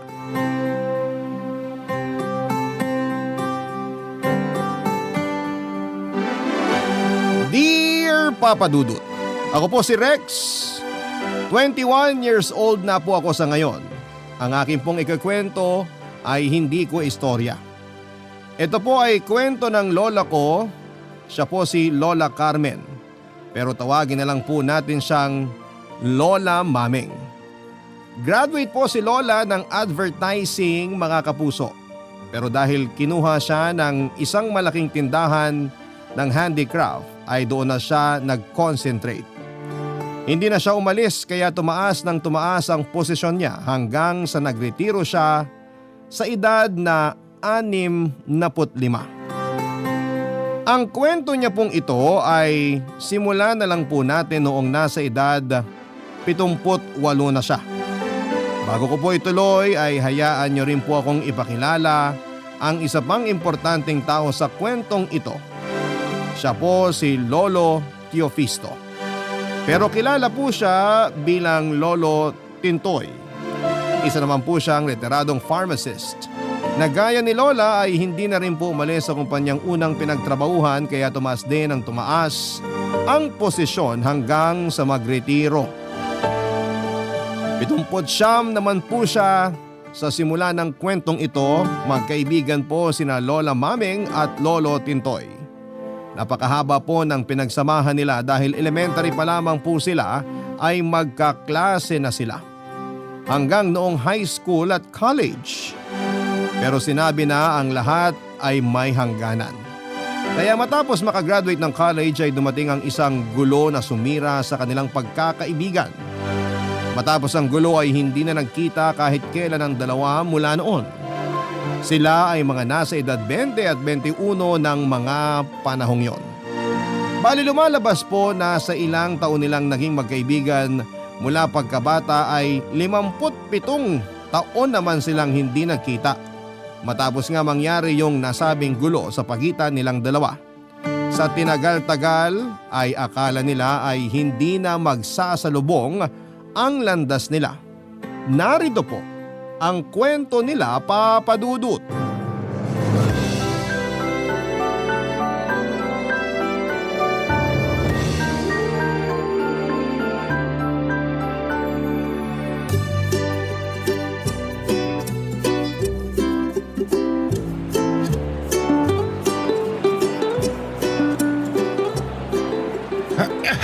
Ay! Ay, Unggoy! Ako, pasensya na. Napahawak ako sa balakang mo. Nadulas kasi ako eh. Huwag mong intindihin yon. Hayaan mo na. Salamat. Sandali. Teka, Bakit ganyan ka makatingin? May kung ano ba sa mukha ko? Tintoy? Oo. Abay, sino ka ba? Mameng! Bastos ka talaga! Teka sandali. Bakit bigla ako naging bastos? Nagtatanong ka pa? Eh, hinawakan mo ang balakang ko. Muntik ka ako madulas kaya ako napahawak sa'yo. Sinungaling ka pa rin! Sandali nga. Bakit bigla ka nagalit? Kanina lang kakasabi mo na huwag ko nang intindihin yung nangyari. Kanina yon. Pero nang malaman ko manyakis pa lang humawak sa balakang ko, ibang istorya na yon. Muntik na nga ako matumba. Humingi naman ako ng pasensya. Sinungaling! Ang sabihin mo, baka kanina mo pa ako sinusundan at talagang may pagnanasa ka sa akin, kaya mo hinawakan ng balakang ko. Hoy, mahiya ka nga. Anong pagdanasa sinasabi mo? Kung makagawa ka ng kwento. Bakit ang daming hahawakan balakang ko pa? Kung may pagpipilian lang akong hawakan, hindi ko pipiliin yung balakang mo. Bastos ka talaga! Bakit ka ba nagpakita pa? Bakit ngayon pa na ang saya-saya na ng buhay ko? Nako, Mameng. Ngayong nakita kita ulit, natatakot akong pumikit. Baka ako bangungutin. Hindi ka ba bangungutin dahil ikaw mismo yung bangungot? Rico, yung balakang ko. Ay, huwag kang lalapit ha! Sisigaw ako! Huwag kang lalapit! Tumahimik ka nga. Kung makaarte ka para kang dalaga. Hindi kita nilalapitan at hindi ko gagawing lapitan ka. Takot ako sa mga ulupong. Buisit kang matanda ka? Bakit ka ba nagpakita? Masaya na yung mahigit 50 taon na hindi kita nakikita. Pinaghahandaan ko pa naman ang selebrasyon ng ika-60 taon ng hindi natin pagkikita. Ale, hindi po ako nagpakita. Ewan ko nga eh. Sa dami namang haligi na makakapitan, yung balakang mo pang nahawakan ko. Kung sa bagay, halos kasing laki na rin naman ang haligi ang balakang mo. Kung haligi itong balakang ko, yung mukha mo maaligasgas na adobe. Buisit! Sinira mo ang plano ko? Aba, pakialam ko ba sa plano mo? Bakit mo ibibintang sa akin ang pagkasira ng plano mo? Yung plano ko na rentahan ang pinakamahal na hotel sa buong Pilipinas para dun ipagdiwang ang ika-60 taon na hindi ko nakita yung pagmumukha mo. Pwes, pinaghahandaan ko rin yan. Bala ko ipasara ang EDSA. Tapos aarkila ako ng float para doon ako sa kahabaan magdadaos ng parada. Ipapasara ko ang Metro Manila. Ipapasara ko Luzon. Ipapasara ko ang Pilipinas. Ipapasara ko Asia. Aba, ipapasara ko ang mundo. Ipapasara ko yung bonganga mo. Diyan ka na. Umarap ka na kausap mo. Hoy! Saan ka pupunta? Hindi pa tayo tapos mag-away. Magpa-appointment ka sa sekretarya ko. Sekretarya. Sa itsura mong yan, hindi mo kaya magbayad ng sekretarya. At paano mo nasabi? Dahil kuripot ka! Kailangan ka pang balatan para makita lang ang pera mong tinatago sa tinalupan. Pauso ka. Ano akala mo sa balat ko? Pitaka? Hindi ba ang balat ng ahas ginagawang pitaka? Oo nga. Yan kasing balat mo, hindi pwedeng gawing pitaka. Talaga? Sa tigas kasi ng balat mo, mahirap ihulma. Eh kung ihulma ko yung mukha mo dyan sa pader, ha? Teka nga, ba't ba kita kinakausap? Aba, siya pa ang nagtanong. Kung hindi mo ako hinipuan, hindi kita kakausapin, ano? Mahiya ka naman sa paratang mo hinipuan kita. Baka mamaya madinig ka ng mga tao. O ano, ngayon nahihiya ka? Hindi ako nahihiya. Ayoko lang isipin nila na wala akong taste. Wisit ka talagang matanda ka. Ako, aalis na nga ako. Huwag kang makasunod-sunod sa akin, ha? Ang kapal mo! Bakit naman kita susundan? Baka ikaw ang sumunod sa akin. Bakit naman ako susunod sa'yo? Ano akala mo sa akin, aso? Makaalis na nga. Matandang buwisit! Papa Dudut, yun ang unang engkwentro nila Lola Maming at Lolo Tintoy makalipas ang mahigit 50 taon. Itsura lang nila ang nabago, pero ang away nila ay hindi kumupas. Tinanong ko si Lola kung bakit ba gano'n na lamang ang pag-aaway nila sa isa't isa. Kung ano nga ba ang talagang nangyari. Kaya ikinuwento ni Lola ang lahat, Papa Dudut. Maganda daw ang relasyon nila bilang magkaibigan. Sa elementarya ay sandalan nila ang bawat isa. Sa tuwing may maaagrabyado ay nandun ang isa para back-upan ng isa. Magkasama na sila sa eskwela, magkasama rin sila sa pakikipaglaro at kung wala ang mga kalaro nila, ay masaya na sila kahit sila lang dalawa ang naglalaro. Hanggang noong mag-high school, mas lumakas ang samahan nila. Noong panahon na yon ay nagtuturoan sila sa mga assignment nila, sabay silang nag-aaral kapag may exams. Sa tulong ng bawat isa ay matataas sa mga grado nila palagi. Hanggang sa nagkolehiyo sila. Bagamat magkaiba ng kurso ay sa isang eskwelahan pa rin naman sila nag-aaral. Nagtutulungan pa rin sila sa mga leksyon at sabay pa din silang pumapasok at umuuwi. Hanggang bago sila makapagtapos ng kolehiyo ay doon na nahulog ang damdamin nila sa isa't isa hanggang sa naging sila. Sa totoo daw, Papa Dudut, ay wala naman daw nagbago sa kanila noong maging magkarelasyon sila. Dahil ganon pa din naman ang normal na routine nila. Sabay pa rin sila sa lahat. Nagpatuloy yon hanggang sa makapagtapos sila ng kolehiyo at makapagtrabaho. Nasira ang relasyon nila nang isang beses na nahuli sa oras ng usapan si Lolo Tintoy. Ang ginawa raw ni Lola ay pinuntahan si Lolo sa trabaho nito. Nakita daw ni Lola na buhat-buhat ni Lolo Tintoy ang isang kasamahang babae. Nakita na raw siya ni Lolo at imbes na lumapit sa kanya ay tinignan lamang siya at hindi nito binitawan ang buhat na babae. Sa sobrang sama raw ng loob ni Lola kay Lolo Tintoy ay hindi na niya ito kinausap kahit kailan. Sakto raw na ididestino si Lola sa Visayas kaya agad niyang tinanggap ito para makalayo kay Lolo. Hanggang makalipas nga po ng 57 taon. Pero Papa Dudut, yun ang bersyon ni Lola Maming noong mismong magkwento siya. Hindi ako naniniwala sa kanya pero dahil sa matinding galit niya kay Lolo Tintoy, ay siguradong may dagdag bawas na ang kwento niya, Papa Dudut.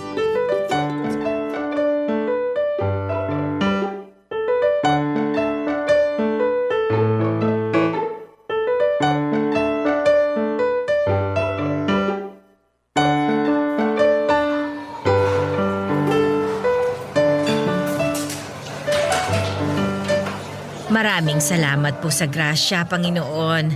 Amen. Ay, sorry. Ayos lang. Ikaw? Bakit ka nandito? Magja-jogging ako. Tanga, natural kakain. Sinusundan mo ba ako? Sinabi ko na, di ba? Hindi ako aso. Bakit dito ka kakain sa kinakainan ko? Matagal na akong kumakain dito. Ako, 5 dekada nang kumakain dito. Pauso ka. 2 taon pa lang itong fast food na to eh. Ibig kong sabihin, dito na ako kumakain bago pa mapalitan yung dating kainan nitong fast food na to. Pwes, ako 5 dekada at 1 taon na kumakain dito. Ako 3 beses isang araw kong kumain dito. Ako 5 beses. Kilala na ako ng mga nagtatrabaho dito. Ako, kilala ko silang lahat, pati mga kamag-anak nila. May discount ako dito. Natural. Senior citizen ka na eh. Hay ako, ewan ko sa'yo. Bakit ba dito ka pa pupuwesto sa likod ko? Siguro sinadya mong banggain itong silya ko, ano? Bakit ko naman gagawin yun? Kasi nagpapapansin ka sa akin. Iba rin talaga takbo niyang utak mo no? Bilib din ako sa lakas ng tiwala mo sa sarili mo. Natural, may tiwala ako sa sarili ko. Palibasa ikaw, pati sarili mo pinagdududahan ka.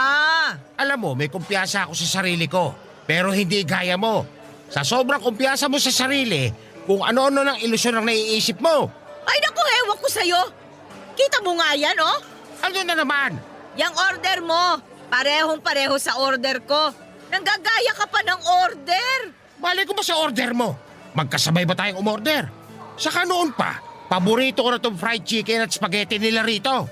Ako ang may paborito nito noon pa. Nanggagaya ka lang. Eh, di pareho natin paborito. Tapos, Manggagaya. ipapaalala ko lang sa'yo. Noon pa man, pareho ng fried chicken at spaghetti in-order natin.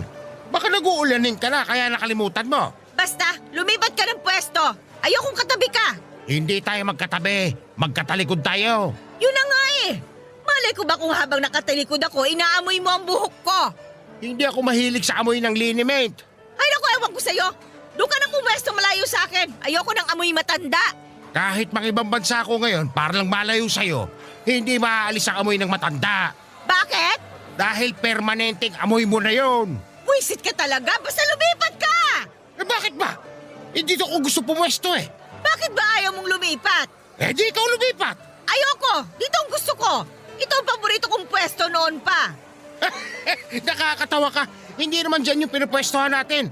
Dito ang pinupwestohan natin noon. Hindi dyan. Dito.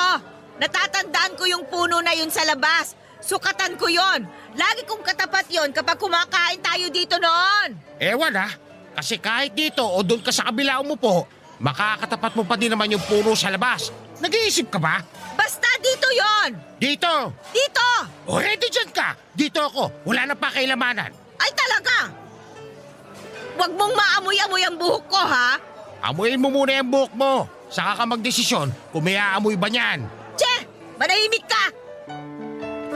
Papa Dudut, ayun na nga ang muling pagkikita ni na Lolo Tintoy at Lola Maming sa ikalawang pagkakataon. Siyempre, nagsumbong na naman sa akin si Lola. Sinabihan ko siya na bakit hindi na lamang makipag-ayos kay Lolo Tintoy, total ay panahon pa naman ng hapon yung alita nila. Dapat nga ay natunaw na ng panahon ng mga galit at sama ng loob nila sa isa't isa. Pero ayaw magpaawat ni Lola. Ako ang nagiging shock absorber ng lahat ng galit niya kay Lolo Tintoy. Sinabi ko sa kanya na kung hindi niya pwedeng patawarin si Lolo Tintoy, ay huwag na lang pansinin. Ayun, tumaas na naman ang boses. Iniiwasan naman daw niya talaga pero sinusundan siya. Sinabi ko din na baka hindi naman siya sinusundan, baka naman nagkakataon lang. Siyempre hindi ulit nagpatalo si Lola. Malakas daw ang kutob niya na malamang inaalam talaga ni Lolo Tintoy ang lahat ng tungkol sa kanya. Natawa na lamang ako, Papa Dudut. Si Lola kasi feeling ang haba ng buhok. Mauubos na ang baon kong rason para lamang hindi sila mag-away kaya ginamit ko na yung ultimate panakot ko. Sinabi ko sa kanya na may sakit siya sa puso. Baka mamaya ay atakihin siya pag sobrang nagalit siya. Ayun, natakot. Nag-knock on wood pa nga. Nangako siya na pipilitin niyang hindi na makipag-away at hindi na pansinin si Lolo Tintoy.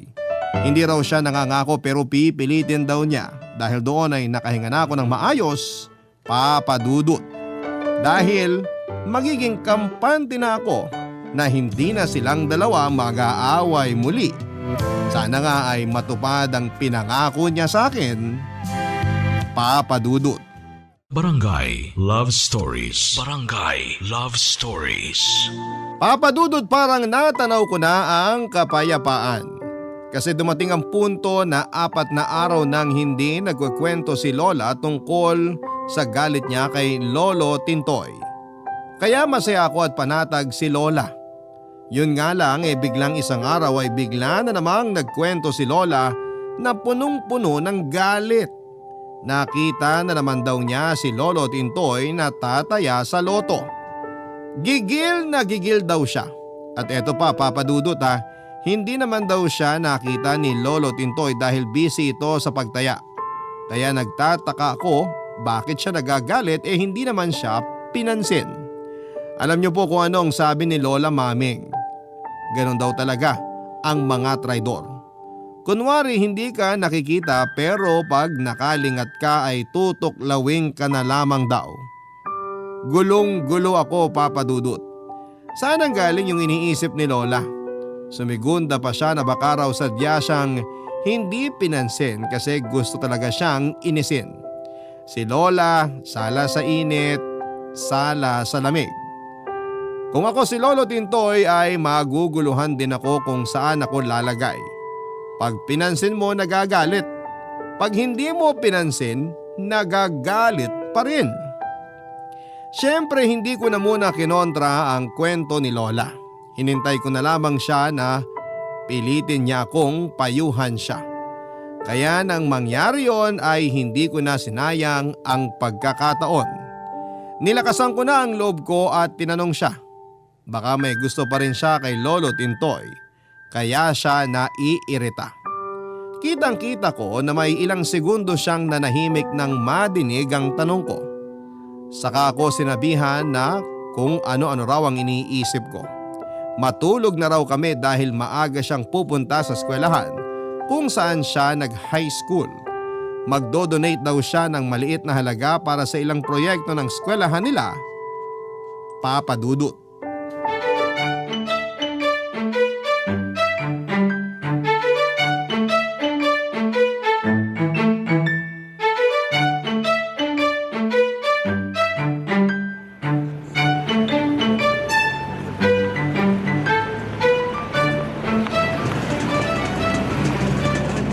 Balikan mo na lang ako, ha?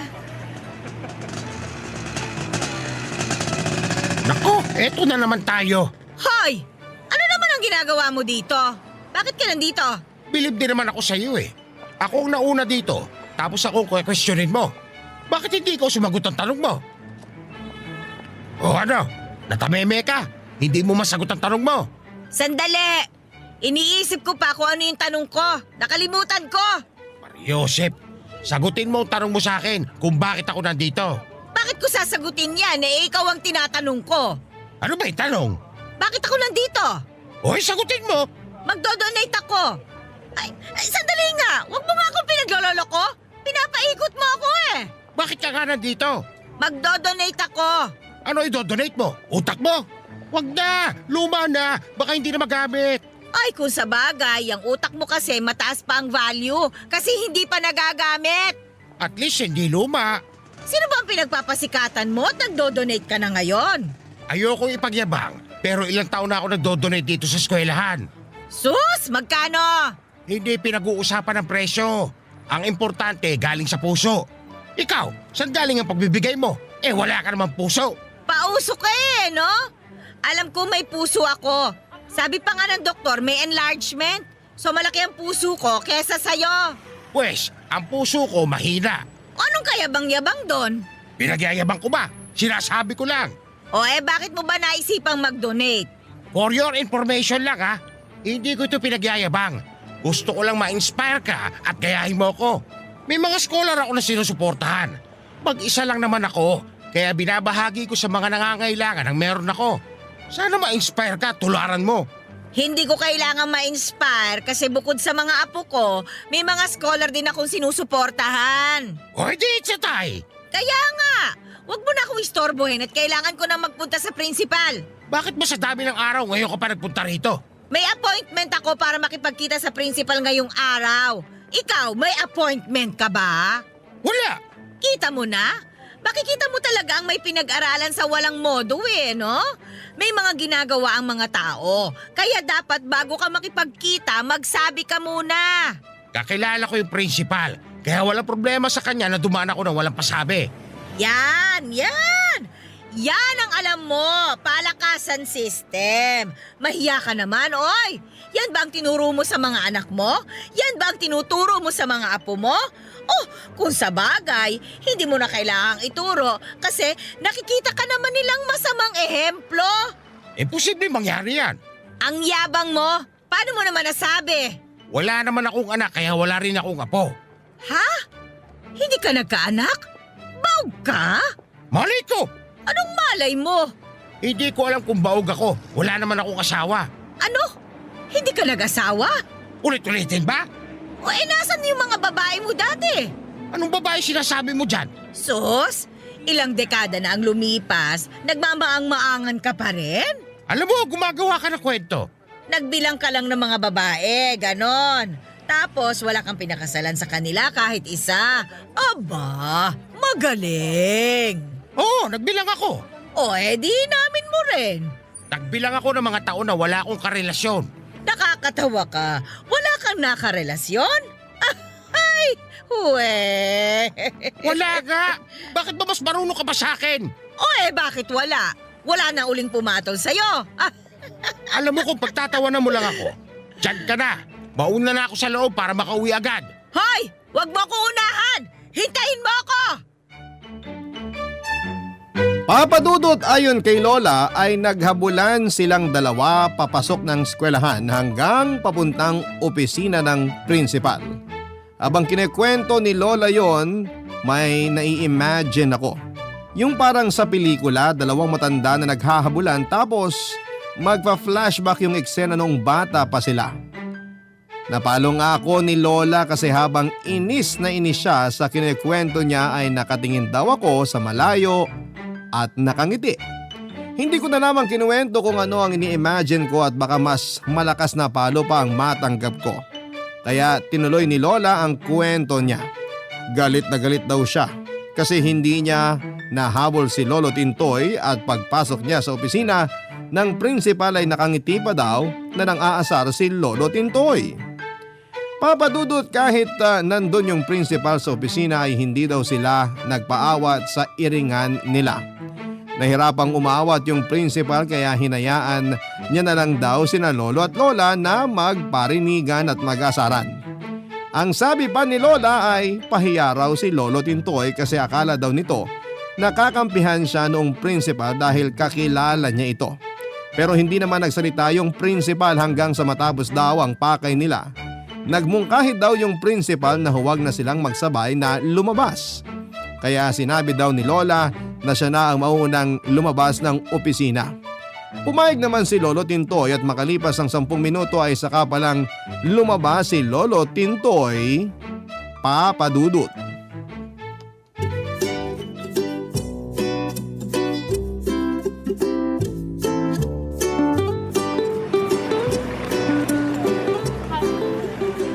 Oh, ba't nandiyan ka pa?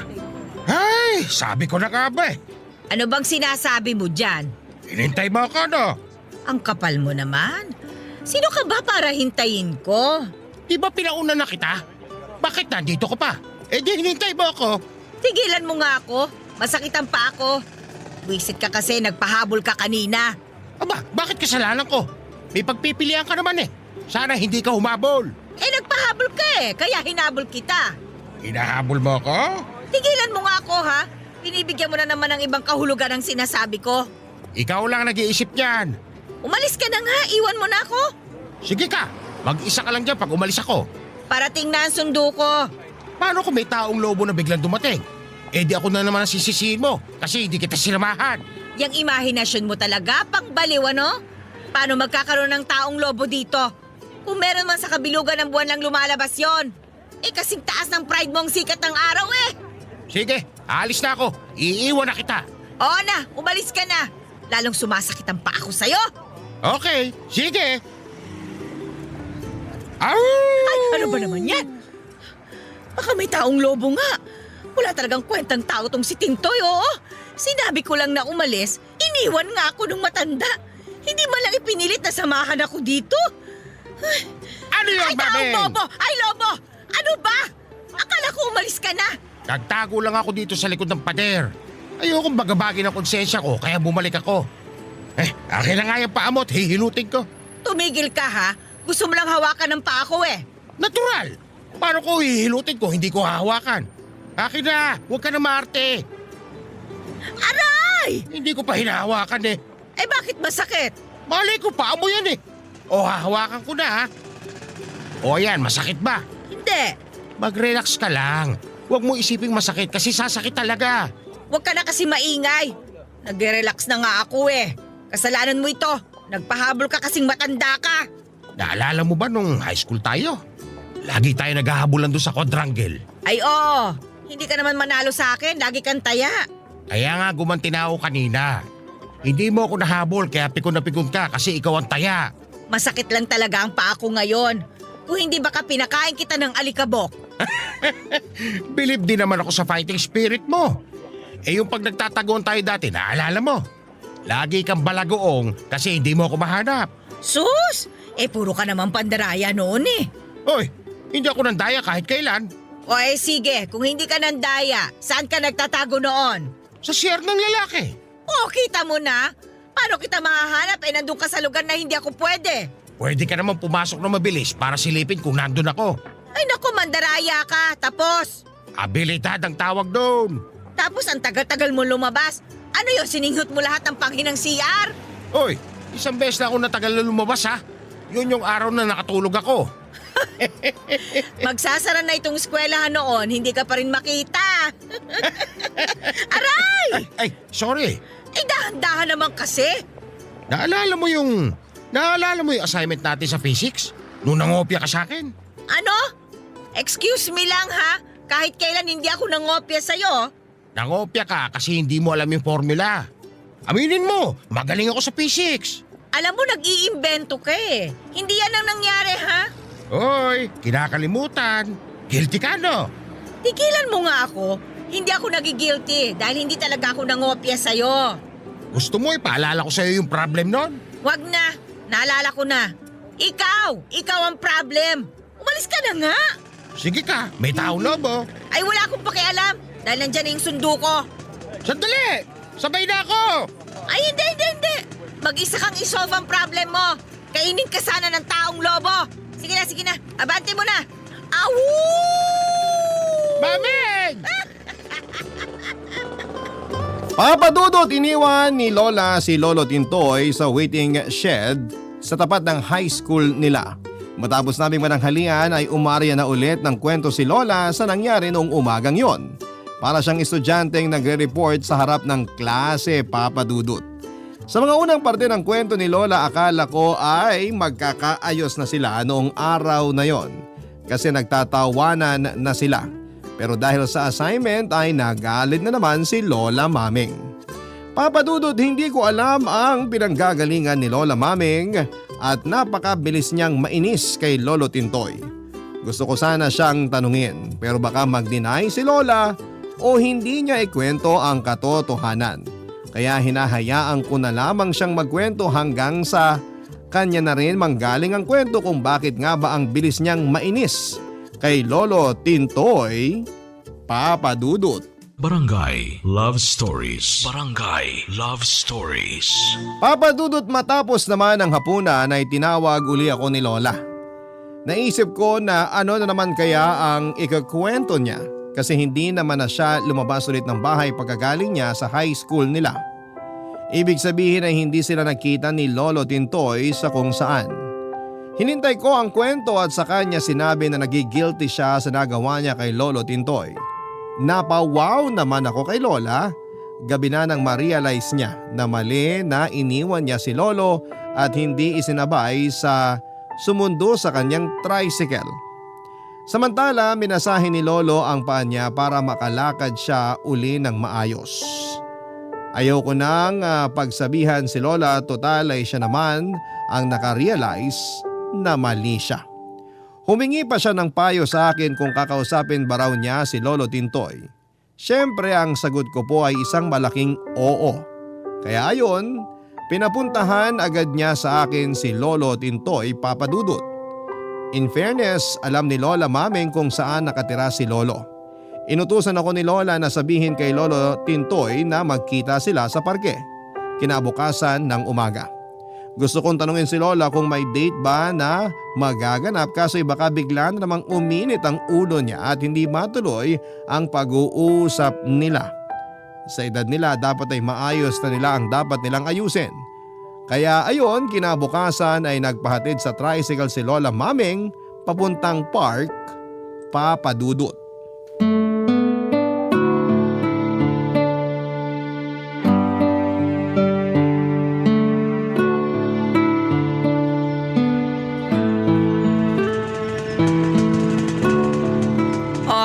mo na ako ha, huwag ka nang umalis. Sandali lang ito. Para may hatid mo na ako pa uwi pagkatapos. Maming, maupo ka. Makapagpaupo ka. Bahay mo? Maming naman. Galit ka ba agad? Mukha ba akong galit? Masyado pang maaga para magalit ako, Chofisto. Tintoy na lang. Ano bang diferensya kahit balibaliktarin mo? Isa pa rin ang ibig sabihin ng pangalan mo. Taksil! Mabuti pa, kumain ka muna. O eto, bumili ako ng siopaw. Oy, teka. Bakit may ganito? Ano ito? Baka naman iniisip mo na date ito, ha? Ha? Hindi ko naman iniisip na may ganon. Ikaw, bakit mo naman naisip yun? Hindi ko inisip. Bakit ba binabaliktad mo ako? Sige, para wag ka na lang magalit, itatabi ko na lang itong siopaw. Oy, teka. Bakit may tatabi? Eh di hindi na maganda ang lasa niyan mamaya. Akin na. O eto, ito'y sarsa. Wala bang tubig? Meron siyempre. Ito, Ay, salamat. bakit mo nga pala ako pinapunta rito? Ayaw mo ba? Hindi naman, nagtatanong lang. Sige, kumain ka na nga lang. Gusto lang kasi kitang makausap. Gusto mo ako makausap? Bakit naman? Sandali lang ha at iinom lang ako ng tubig.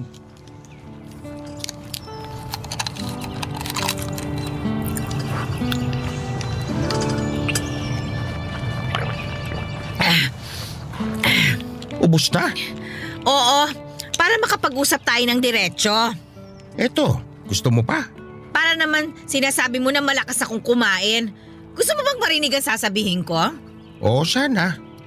Gusto ko lang humingi ng paumanhin na hindi kita isinabay kahapon. Ayos lang. Nakauwi naman ako na maayos. Eh pinapagilty mo yata ako eh. Hindi. Ang ibig ko sabihin, nilakad ko lang naman papunta sa eskwelahan. Kaya nilakad ko lang din pa uwi. At saka, salamat sa pagmasahe mo sa paa ko. Walang anuman yun. Ngayon ko nga lang naalala na nung minsan pulikatin ako pagtalong ko sa puno. Hindi ba, minasahe mo rin ang paa ko noon? Ay, mabuti naman at naalala mo. Ang dami ko nga naaalala nitong mga nakaraan. Nung elementary tayo, naalala mo nasira yung swelas ng sapatos mo. Kaya pinasan kita pa uwi. Oo, naalala ko yon. Pero nung nasira yung swelas ng sapatos mo, dahil hindi kita kayang pasanin, binalutan na lang natin ng plastic yung sapatos mo para kumabit yung swelas hanggang sa makauwi ka. Oo, ingat na ingat ako maglakad noon. Kasi pag nasira yung plastic, lagot. Wala na tayong pantali sa sapatos. Ang simple ng buhay natin noon, ano? Oo, parang wala tayong problema. Kung meron man, dinadaan na lang natin sa laro. Masarap talagang maging bata. Gusto ko nga bawiin yung sinabi ko dati eh. Tungkol saan? Naalala mo ba nung dinala lahat ng estudyante dun sa planetarium? Habang tinitingnan natin yung mga bituin ang sabi ko, sana tumanda na tayo. Oo nga, naalala ko yun. Pero okay din naman naging matanda. Mas naging malakas tayo kasi marami na tayong naipanalong pagsubok. Pero marami na rin sumasakit. Kasama siguro sa pagdami ng karunungan yan. Naku, sana bawasan ako ng karunungan para mabawasan din ang sakit ng kasukasuan. Pwede ba ako magtanong? Ano yon? Huwag ka sana magagalit. Oy, depende. Huwag na lang pala. Ikaw naman, binibiro lang kita. Ano ba yun? Sinong napangasawa mo? Nasaan siya? Ay, gusto mo ba talagang marinig ang sagot ko dyan? Kung ayos lang sa'yo. Pero kung hindi, okay lang din na wag na. Wala. Wala? Ibig mong sabihin? Ay, sorry. Nakikiramay ako. Ano bang sinasabi mo? Akala ko wala na ang asawa mo. Wala akong asawa. Wala? Eh bakit sabi mo dati may mga apo ka? Meron nga. Mga apo ko sa pamangkin. Hindi ka din nag-asawa? Hindi. Ayos lang bang magtanong ulit? Bakit hindi ka nag-asawa? Eh, wala eh. Hindi ako nagkaroon. Bakit? Ginusto mo ba yon? Tinatanong mo pa? Papadudot, nung simulan pa lang pala ni Lolo Tintoy ang tanong ay nanumbalik na kay Lola Maming ang mga nangyaring paghihiwalay nila. Pinilit niya daw pigilan ang sarili niya pero noong huli ay bigla na naman daw sumambulat ang galit niya kay Lolo Tintoy. Nagulat si Lolo Tintoy dahil hanggang noong oras na yon ay siya pa rin pala ang sinisisi ni Lola Maming sa paghihiwalay nila. Sa tinagal-tagal pala ng panahon ay hindi nawala ang galit niya kay Lolo Tintoy. Pilit na nagpaliwanag muli si Lolo Tintoy pero gaya noon ay nagsara na naman ang isip ni Lola Maming sa pakikinig. Habang galit na galit si Lola ay hindi niya napansin na may dinaramdam na pala si Lolo Tintoy hanggang sa mapahawak ito sa dibdib niya. Kung hindi pa natumba si Lolo ay hindi pa ito malalaman ni Lola na malala na pala ang nararamdaman ni Lolo at hindi rin siya titigil sa paninisi dito. Nagpanik si Lola. Mabuti hindi niya pinaalis ang tricycle na naghatid sa kanya papunta sa parke kung saan sila nagkita ni Lolo Tintoy. Madaling tinawag ni Lola yung driver ng tricycle para itakbo nila sa ospital si Lolo Tintoy. Sa ospital ay wala pa ring malay si Lolo. Hindi na mapakali si Lola Maming at mabuti nakapunta din ako kaagad kaya naalalayan ko si Lola ng mga panahong yon, Papa Dudut.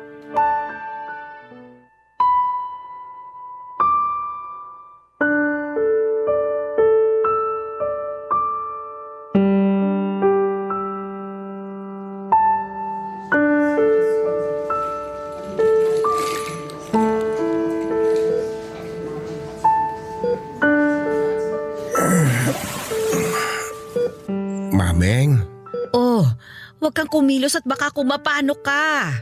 nasan ako? Nasa ospital ka. Kailan pa? Mula kaninang umaga. Mag-isa ka lang? Kasama ko yung apo kong si Rex. Nandun siya sa labas. Okay na ako. Tara na, ilabas mo na ako dito. Tintoy, mahiga ka nga dyan. Magpahinga ka muna. Huwag kang mag-alala, hindi kita iiwan. Nakakahiya naman sa'yo. Kasalanan ko naman kung bakit ka nandito eh.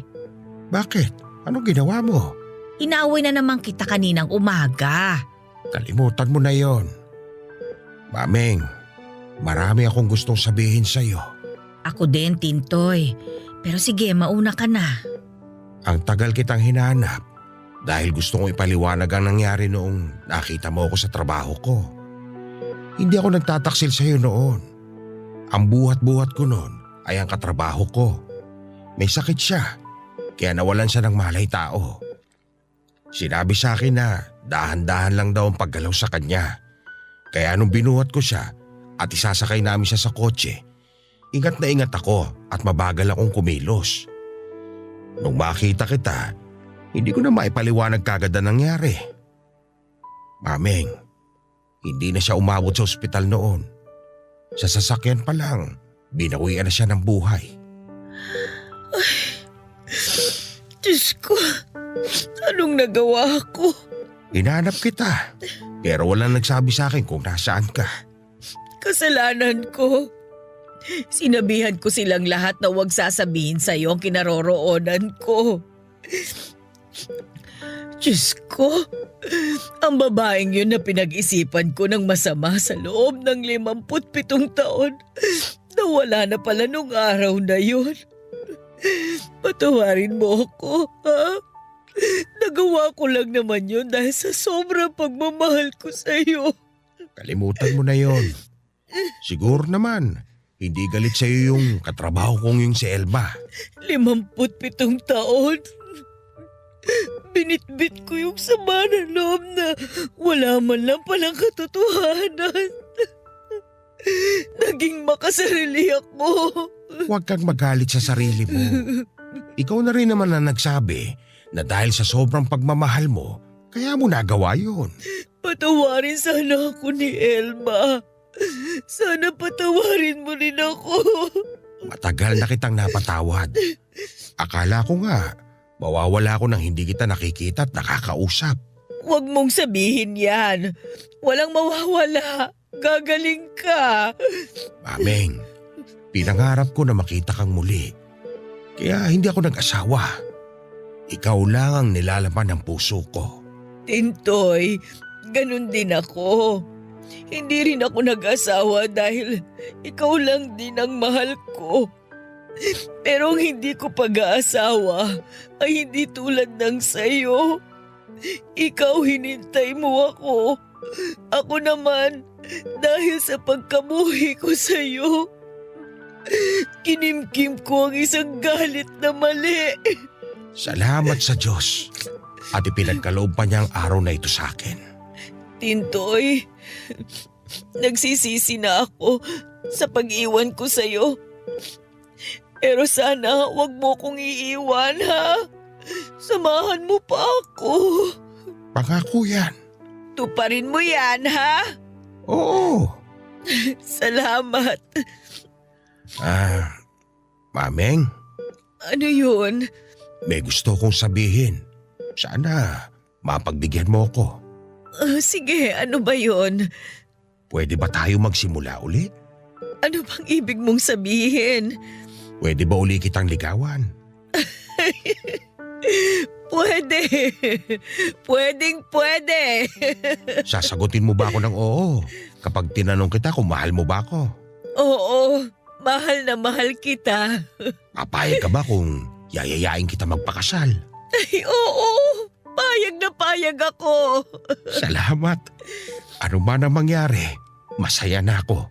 Tumigil ka nga. Walang mangyayari. Oo, wala. Kasi gusto ko munang makasal tayo bago mangyari yun. Magpapakasal tayo. Pero matagal pang mangyayari ang iniisip mo. Kaya tanggalin mo sa isip mo yon. Magpalakas ka para maiayos natin ang lahat. Oo, ikaw din ha. Ingatan mo ang sarili mo. Oo, lagi lang akong nasa tabi mo. Pangako yan. Mahal kita, Mameng. Mahal na mahal. Ay, mahal din kita, Tintoy. Sobrang mahal.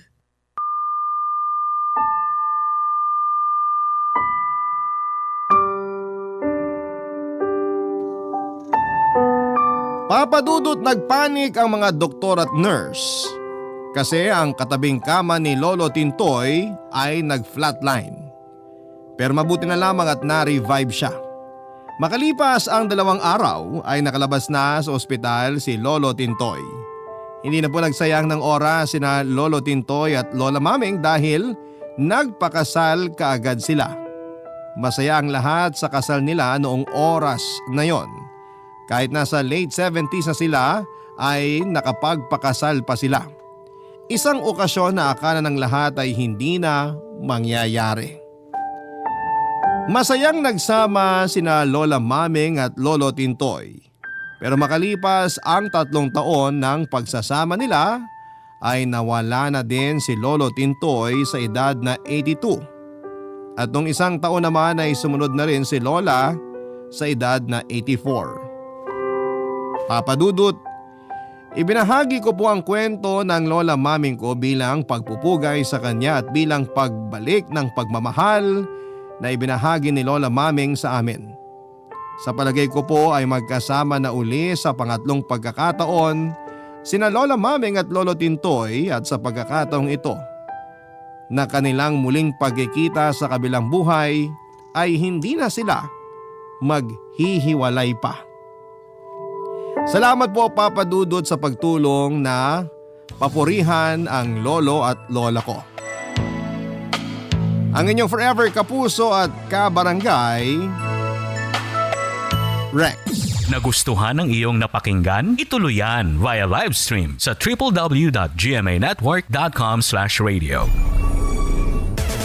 Barangay LS 97.1